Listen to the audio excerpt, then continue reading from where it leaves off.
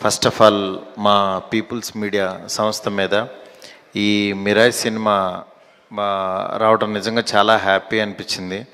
ఎందుకంటే మా అందరికీ కూడా చాలా ధైర్యం ఇచ్చిన సినిమా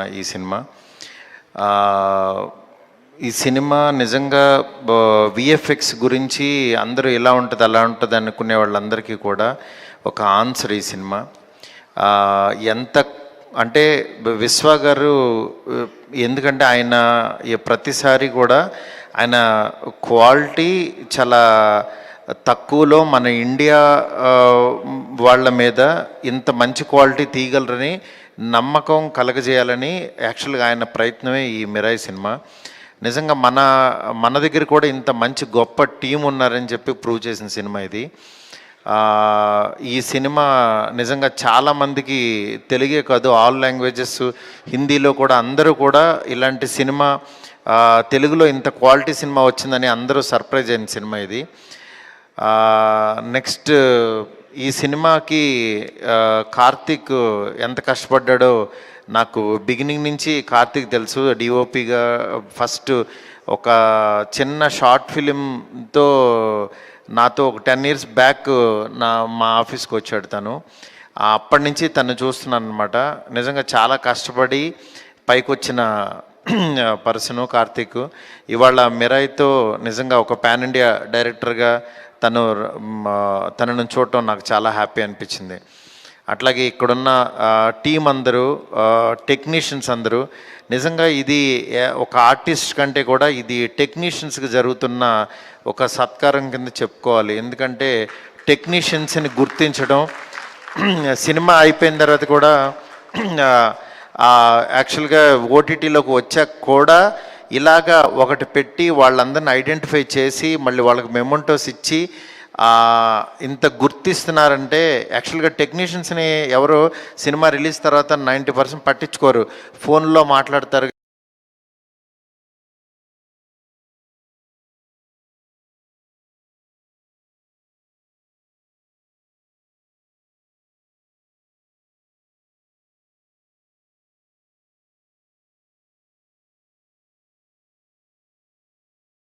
అని ఎవరు పట్టించుకోరు. అలాంటి టైంలో ఇలాగా మెమోంటోస్ ఇచ్చి వీళ్ళందరినీ గుర్తిస్తున్నారంటే నిజంగా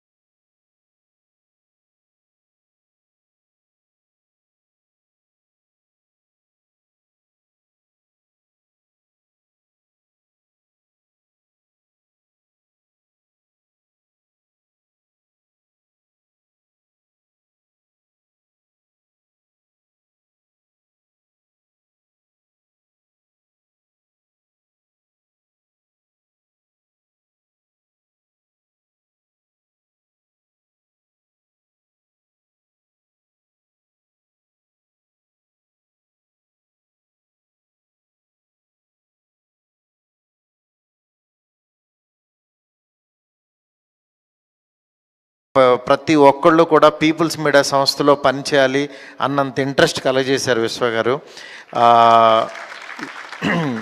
ఇలాంటి మిరాయిలు మాత్రం ఇంకా చాలా చాలా రావాలని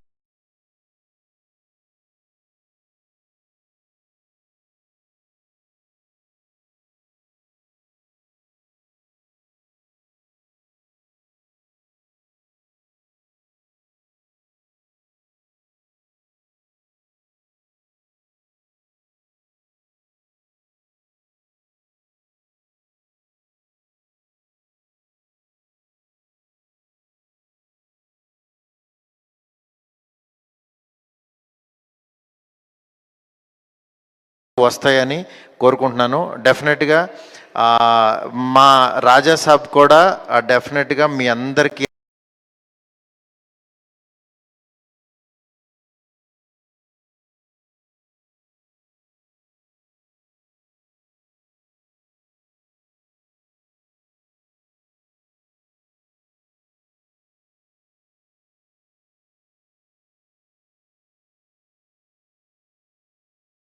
అంచనాలకి తగినట్టే ఉంటుంది. Thank you sir, thank you so much sir, thank you. Thank you so much Maruti garu. అంచనాలు మాకు అమాంతం పెరిగిపోయాయి ట్రైలర్ తర్వాత. So yes, eagerly